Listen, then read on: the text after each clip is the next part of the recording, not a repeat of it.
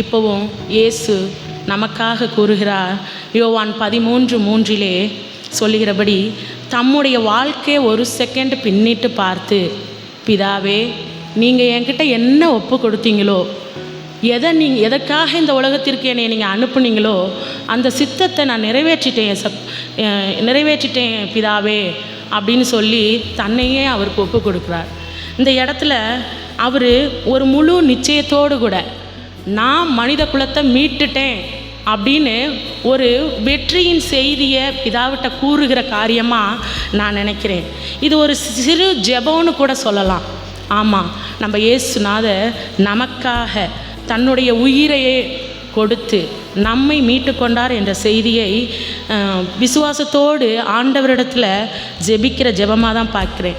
ஏன்னா அவர் தம்மோட வாழ்நாள் முழுவதும் பிதாவினிடத்தில் எந்த சூழல்லையுமே ஜெபிப்பவராக இருக்கிறார் என்று வேதத்திலே பல இடங்களிலே நாம் வாசிக்கிறோம். தம்முடைய வழக்கத்தின்படியே ஜெப ஆலயத்திற்கு சென்றார். தம்முடைய வழக்கத்தின்படியே ஜெப ஆலயத்திற்கு சென்று வேதத்தை வாசித்தார்.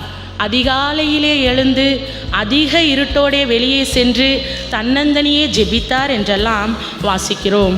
தன் மரண நேரத்திலும் இயேசு பிதாவினிடத்தில் ஜெபித்த சிறு ஜெபம் என்றுதான்.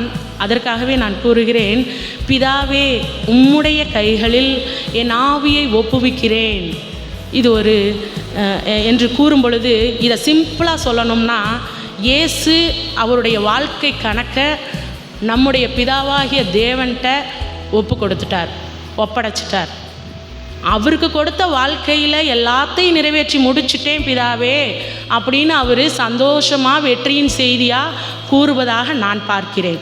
இப்பொழுதும் நமது தேவன் நம்மிடத்தில் பிதாவானவர் கணக்கு ஒப்புவிக்க வேண்டும் என்று விரும்புகிறார்.